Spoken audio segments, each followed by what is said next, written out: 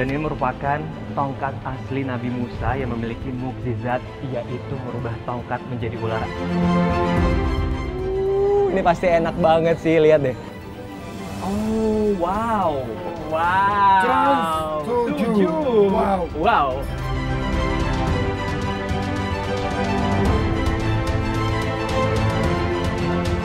Ini adalah minuman dari saffron, dan saffron sendiri tertulis di dalam Al-Quran.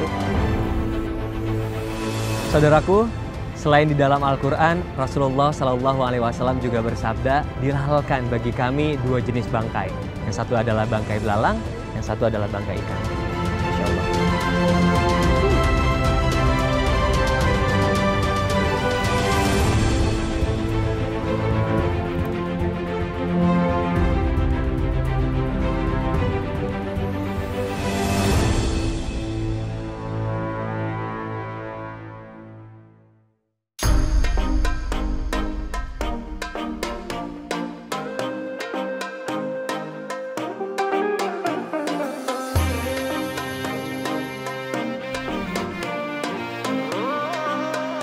Assalamualaikum warahmatullahi wabarakatuh. Al-Quran, kitab suci agama Islam yang menjadi penyempurna bagi kitab-kitab sebelumnya. Al-Quran diturunkan selama 22 tahun, 2 bulan, 22 hari di dua kota, yakni Mekah dan Madinah di Arab Saudi.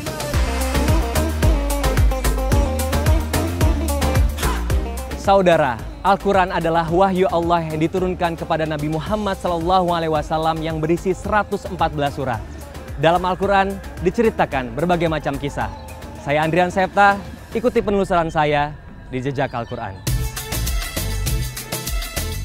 Saya pun melangkahkan kaki menyusuri jejak Al-Quran di negara dua benua ini. Turki merupakan sebuah negara yang memiliki sejarah peradaban Islam terkuat di dunia. Mulai dari kisah Nabi Ibrahim, Nabi Ayub, dan juga para sahabat. Turki Utsmani, negara dengan kerajaan Islam terbesar di dunia ini, banyak menyimpan sejarah peradaban Islam.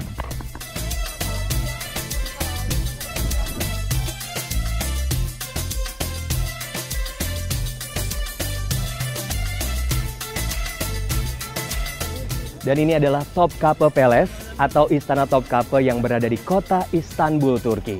Ini adalah kediaman resmi Sultan Utsmaniyah selama 600 tahun.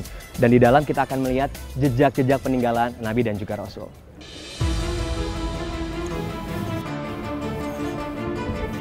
Melangkah ke dalam istana, masa kejayaan Islam mulai saya rasakan.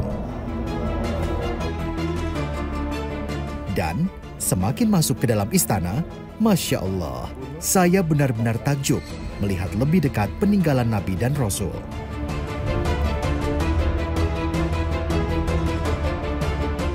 Dan ini merupakan tongkat asli Nabi Musa yang memiliki mukjizat, yaitu merubah tongkat menjadi ular atas izin Allah Subhanahu wa Ta'ala yang tertera dalam surat Al-Qasas ayat 31 dan juga Al-A'raf ayat 107. Dan selain itu, mukjizat Nabi Musa adalah bisa membelah lautan atas izin Allah Subhanahu wa Ta'ala yang tertera dalam surat Asy-Syu'ara ayat 65 sampai dengan ayat 67. Masya Allah, tongkat Nabi Musa yang dituliskan di dalam Al-Quran bisa saya lihat secara langsung.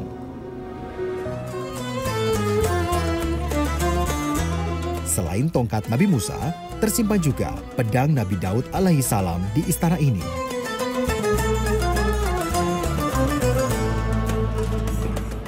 Dan ini merupakan pedang Nabi Daud yang pernah membunuh raksasa Jalut dan juga Talut. Pelindung tangan dan pelindung kepala Nabi Yahya untuk berperang juga tersimpan dengan rapi. Ada juga peninggalan Nabi Ibrahim alaihissalam. Dan ini adalah peninggalan Nabi Ibrahim juga. Ini adalah panci Nabi Ibrahim yang dipergunakan pada masa lalu. Masya Allah, yang membuat hati saya bergetar adalah melihat peninggalan dari baginda Nabi Muhammad SAW. Masya Allah, tabarakallah. Begitu terharunya saya bisa melihat di sini ada jejak peninggalan Nabi Muhammad SAW. Ini adalah telapak kaki Nabi Muhammad SAW. Bisa kita lihat. Ukurannya mungkin sekitar 2 kali lipat dari ukuran kaki manusia. Selain itu, ada pula potongan jenggot dan gigi Nabi Muhammad SAW juga tersimpan dengan baik di Istana Topkapi. Masya Allah. Lantas, timbul pertanyaan di benak saya. Kenapa banyak peninggalan Islam berada di Istana Topkapi? Padahal kisah Nabi ini berasal dari berbagai negara yang berbeda. Saudaraku, dahulu Sultan Ottoman mewarisi peninggalan berharga di masa dan era yang berbeda. Ketika Sultan Selim I menaklukkan sebagian besar Timur Tengah pada tahun 1517 dari Mamluk, banyak peninggalan Islam dibawa ke Istanbul dari dunia Arab. Ketika Kekaisaran Ottoman menyebar ke Mesir, Suriah, Lebanon, Palestina, Yordania, dan semenanjung Arab modern, Sultan Selim I juga membawa sebagian besar relik suci dari Kairo ke Istanbul. Alhasil, Kesultanan Ottoman saat itu menjadi pusat politik dan agama Islam di dunia. Hal inilah yang menyebabkan mengapa banyak peninggalan Nabi ada di Istanbul, Turki.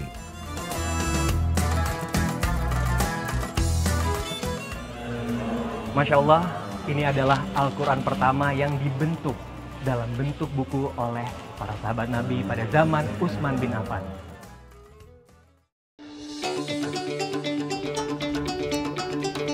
Setelah menemukan jejak otentik peninggalan Nabi dan Rasul, saya juga menemukan jejak peradaban Islam lainnya, yaitu Hagia Sophia. Hagia Sophia tidak hanya terkenal di seluruh dunia, namun juga menjadi bagian dalam sejarah peradaban Islam Turki. Hagia Sophia merupakan salah satu bangunan yang sempat menjadi tempat ibadah bagi dua agama, Islam dan Nasrani.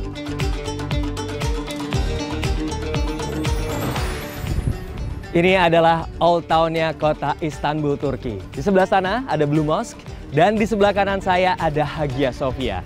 Bangunan ini didirikan pada abad ke-6 Masehi sebagai sebuah gereja. Dan sekarang di tahun 2020, pada saat pemimpinan Presiden Erdogan, menjadi sebuah masjid. Masya Allah. Setelah 11 abad menjadi gereja, pada tahun 1453 Masehi, saat Kesultanan Turki Utsmani menaklukkan Konstantinopel, berubah menjadi masjid. Masya Allah. Saya sangat takjub melihat keindahan Hagia Sophia dari dalam. Dan bisa dilihat ada beberapa tulisan kaligrafi di sana, yang juga di sini, yang memang dibuat oleh Muhammad Al-Fatih pada saat memimpin. Dan kita bisa lihat juga, karena memang Hagia Sophia awalnya adalah sebuah gereja, jadi masih mempertahankan arsitektural awal. Pada awal abad ke-20, Turki Utsmani runtuh, kemudian beralih fungsi menjadi museum. Alhamdulillah, sejak 4 tahun lalu, tepatnya tahun 2020, kembali difungsikan sebagai masjid. Meskipun saat ini menjadi tujuan utama turis yang berkunjung ke Turki, namun umat Muslim tetap bisa beribadah dengan khusyuk di masjid ini.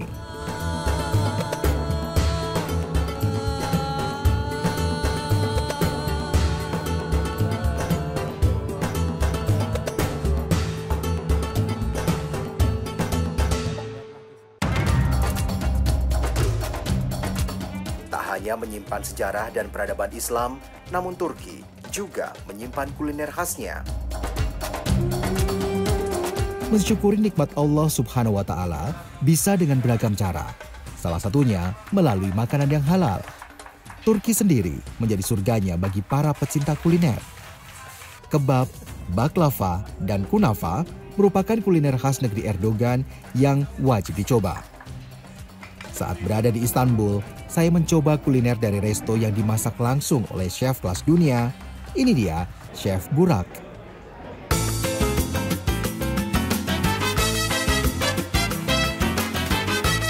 Hi Chef, how are you? Masya Allah. My Indonesia brother, Indonesia, I wish all the best your country. Okay. Yesterday, Yep. I swear my heart tell me go to Indonesia. Wow. Yes, I wish. I hope you like it. Wow, ini pasti enak banget nih. Wow, I think it's so delicious. Thank you very much. Indonesia is big, right? Big. Yep. How many person have in Indonesia? Now I think it's about 200 million more. It's 250, I think now. Very good, very good, very good. And this is for dolma. What about this one? Dolma. Dolma. Dolma is in the rice Yep. with the traditional. I don't know what mean, but Okay. very good. What does mean Indonesian language? I love you. Aku cinta kamu. Aku cinta kamu. Okay. Indonesia. Nice, Indonesia. Okay, now what about this one? This is for our traditional food. Okay. This is outside special bread, but not like bread. Okay.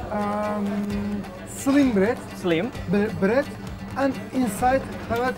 I will show you what. Okay. Show me. Ini dari luar crispy banget. Ooh. With rice, right? Yes. Okay. Oh, wow. Ini pasti enak banget sih ini. Oke. Wait. Wow. Wow. Ini udah berasa jadi chef andalan juga nih abis ini nih. Oke. Trans 7. Wow. Trans 7. Wow. Wow. Keren. Yes. Top. Indonesia, Chef Burak. Chef Burak Özdemir merupakan salah satu chef yang memiliki penggemar terbanyak di dunia. Lebih dari 50 juta orang menjadi pengikutnya di salah satu platform media sosial. Begitu ramahnya Chef Burak menjamu kami, mengingatkan saya akan kisah Nabi Ibrahim dalam Al-Quran Surat Hud ayat 69 hingga 70. Dari kisah Nabi Ibrahim bersama tamunya, kita dapat mengambil pelajaran penting terkait adab menjamu tamu. Di antaranya, dengan menyegerakan hidangan, lalu wajib menyuguhkan hidangan terbaik yang dimiliki. Mendekatkan makanan kepada tamu, serta melembutkan ucapan ketika mempersilahkan makan. Beruntung banget tadi langsung disajikan oleh Chef Buraknya langsung. Wow. Tidak salah, jika keramahan Chef Burak membuatnya memiliki banyak penggemar, termasuk di Indonesia.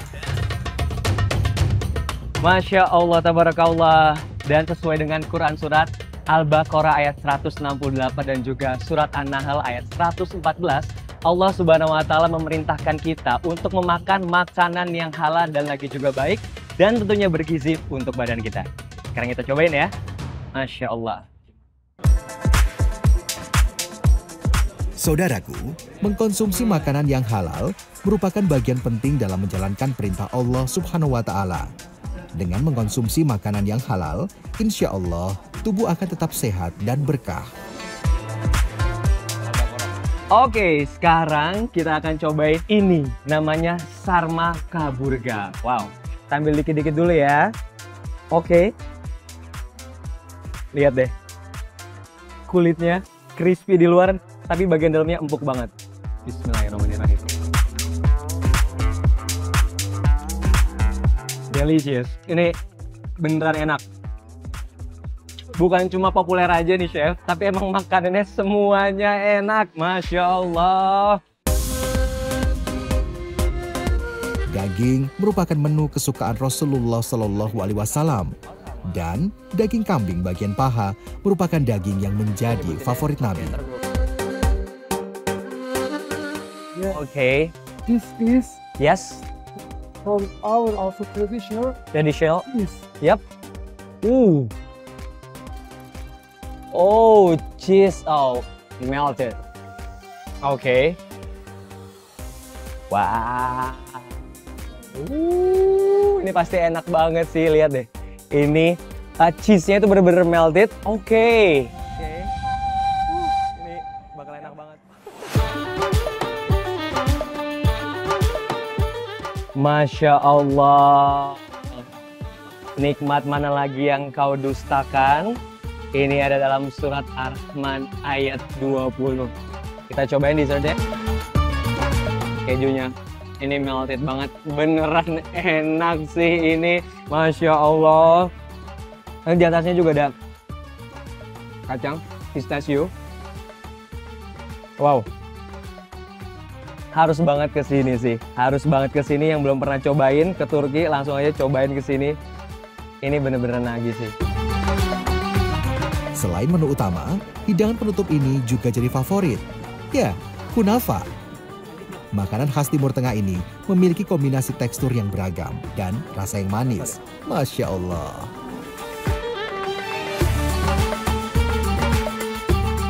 Masya Allah, satu lagi jejak Al-Quran terungkap. Ini menjadi makanan yang berkah, sehat, dan juga untuk kita semua. Tentunya di Turki sebagai negara yang memiliki atau mempunyai dua benua, itu Asia dan juga Eropa. Masya Allah, tabarakallah.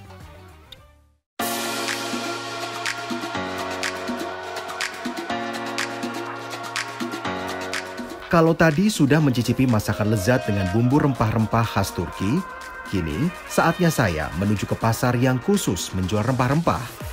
Rempah-rempah memang menjadi kebutuhan sehari-hari warga Turki. Aroma rempah yang menyeruak menggoda seluruh panca indera. Berada dalam pasar ini, kita seakan memasuki lorong waktu di masa dinasti Utsmania. Ya, berdiri sejak tahun 1597 silam, Spice Bazaar yang dalam bahasa lokal disebut Misir Karsisi ini merupakan pasar tertua kedua di Istanbul. Ada beberapa ayat dalam Al-Quran yang membahas tentang rempah-rempah. Bahkan, beberapa rempah ini sengaja diturunkan Allah Subhanahu wa Ta'ala langsung dari surga.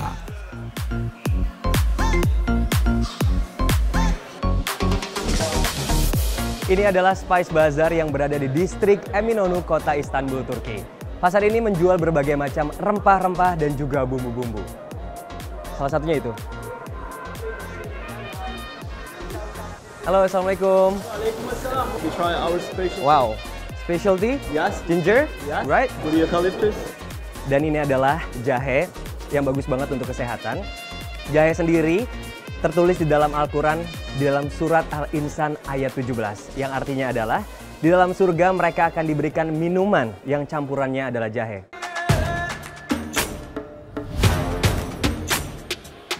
Tak hanya di Indonesia, warga Turki pun banyak yang menggunakan rempah untuk menghangatkan badan. Jahe yang dijual di Spice Bazaar umumnya sudah dalam bentuk bubuk, sehingga sangat mudah ketika dibuat minuman. Yeah, can you show us that? Good. We do like some kind of tea. Okay. Apple, I like apple. How do you call apple in your language? Apple. Apple. It's same, right? Like a similar.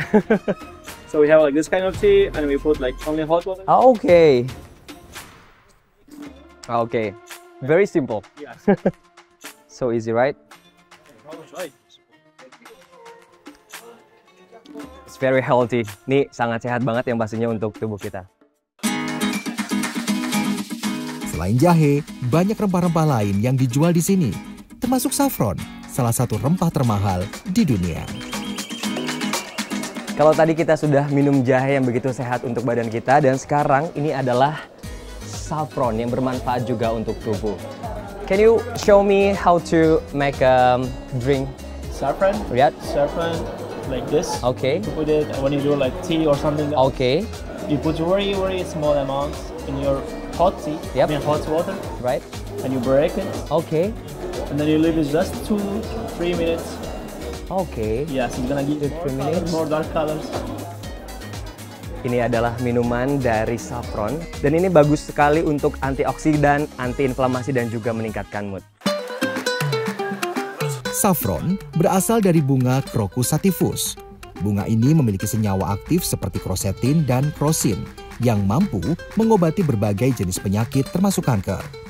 Harga per kilo saffron bisa mencapai 200 juta rupiah. 1 kilo saffron dihasilkan dari 500.000 bunga yang hanya bisa dipetik di pagi hari.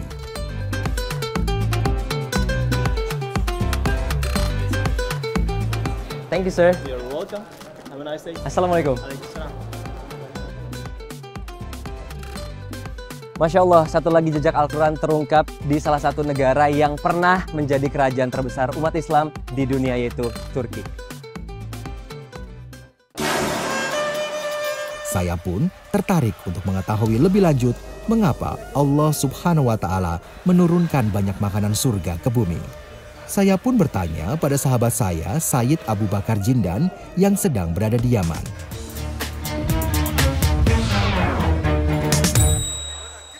Apa kabar Ustadz? Alhamdulillah. Saya mau tanya mengenai makanan di surga apa saja yang ada di bumi. Dan jahe itu salah satunya ya Ustadz? Tidak ada makanan yang diturunkan dari surga ke bumi kecuali makanan yang diminta oleh Sayyidina Isa. Begitu juga makanan-makanan yang diturunkan oleh Allah Subhanahu wa Ta'ala sebagai karunia untuk hamba-hamba yang saleh.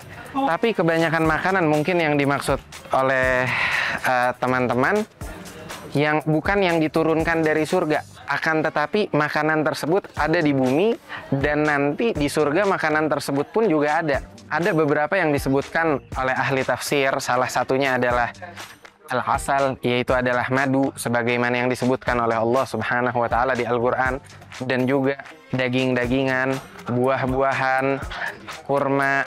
Adapun jahe, sebagaimana disebutkan oleh Allah Subhanahu wa Ta'ala. Allah Subhanahu wa Ta'ala berfirman, "Wa yusgawna fiha ka'san mizajuha zanjabila." Dan mereka para ahli surga, mereka diberikan minuman yang memiliki kandungan jahe di dalamnya.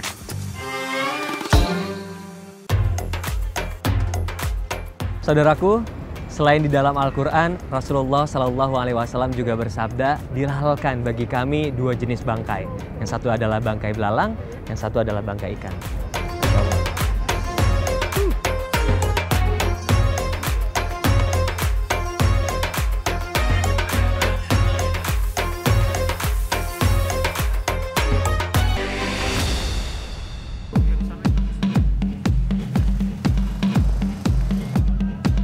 Allah memberikan hasil alam yang memiliki banyak manfaat kepada umat manusia.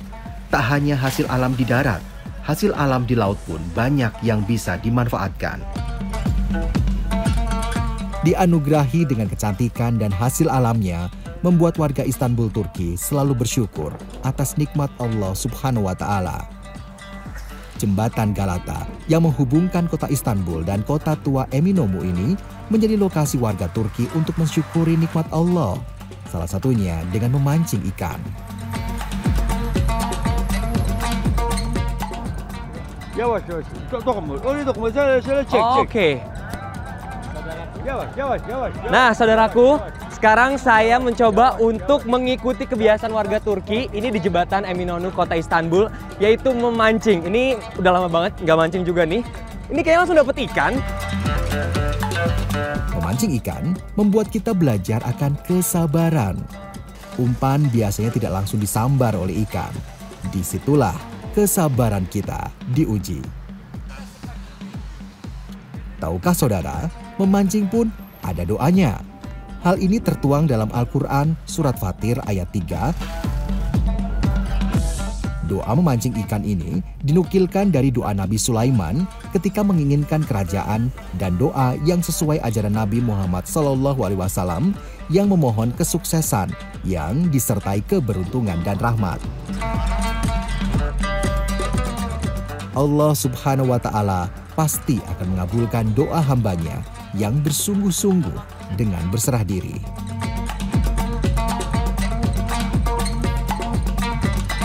Ya. Yavaş sarma sarma. Oke, pelan-pelan dulu. Harus sabar, kalau mancing ikan harus sabar, harus enjoy, nikmatin. Jadi memang teknik memancing ikan itu harus diayun-ayun terlebih dahulu, ya, sampai nanti ikannya dapat sampai strike.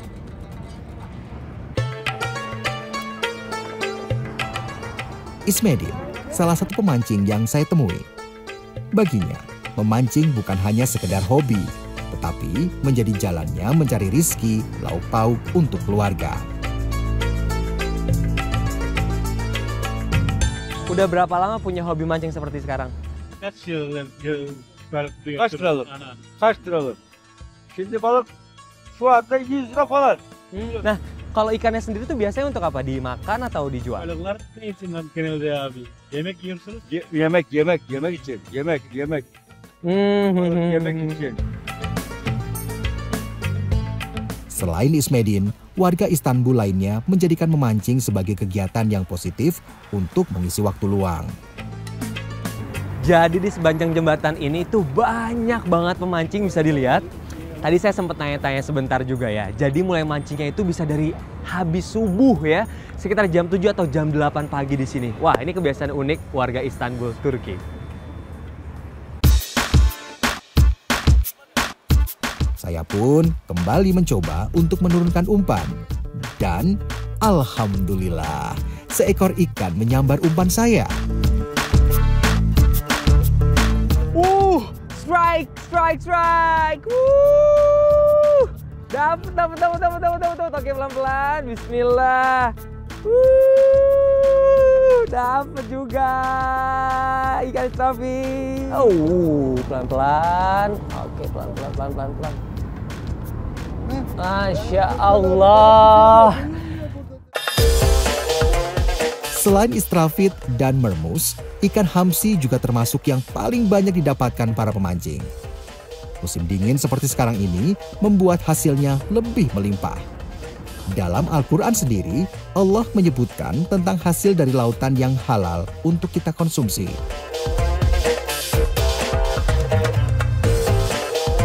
Masya Allah, ikannya banyak banget.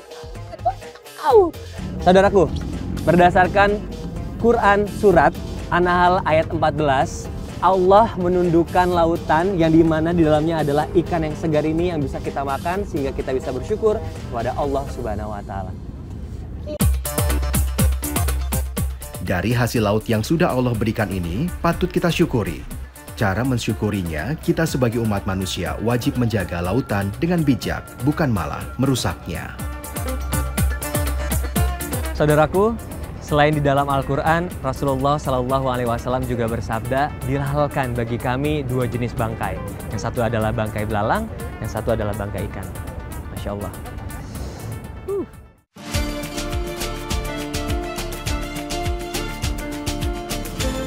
Setelah mengikuti kegiatan mancing, kurang lengkap kalau tidak mencicipi langsung hasil dari laut Turki.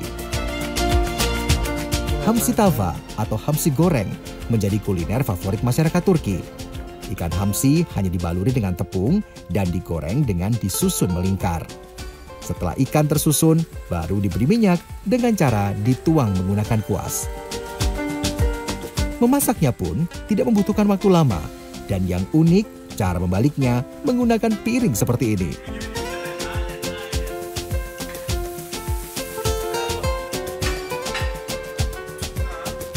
Sementara ikan Istrafit digoreng tepung biasa.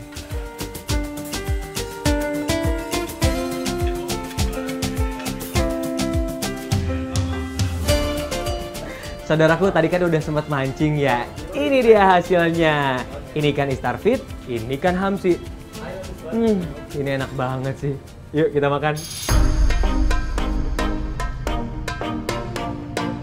Dan saatnya saya menikmati kuliner ikan khas Turki di bawah jembatan Galata dengan pemandangan kota Turki yang sangat indah. Saudaraku, tadi udah mancing, masak juga udah. Sekarang waktunya untuk nikmatin masakannya nih. Oke, bismillahirrahmanirrahim. Ini ikan hamsi namanya ya. Bismillahirrahmanirrahim.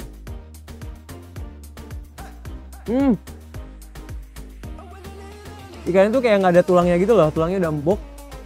Enak banget. Jadi bumbunya tuh meresap sampai ke dalam. Masya Allah. Nah, sekarang ini saya makan ikan Istrafit. Ini lebih besar ikannya ya. Wow. Empuk banget. Masya Allah. Bismillahirrahmanirrahim. Sebenarnya rasanya kurang lebih sama ya, karena masih fresh ikannya, jadi manisnya tuh dapet gitu ya. Masya Allah. Allah Subhanahu wa Ta'ala telah memberikan nikmat yang luar biasa bagi umat manusia, dan kita sebagai makhluk yang beriman wajib mensyukuri serta menjaga alam dengan baik. Alhamdulillah saudaraku, satu lagi. Jejak Al-Quran terungkap dari buminya Allah di Selat Bosporus, Istanbul, Turki.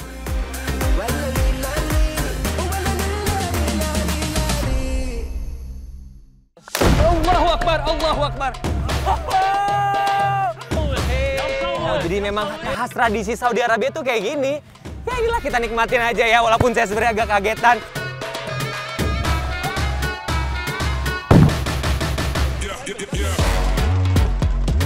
Kuda yang saya tunggangi sekarang berasal dari Saudi Arabia. Dan ini merupakan salah satu jenis kuda terbaik yang ada di dunia.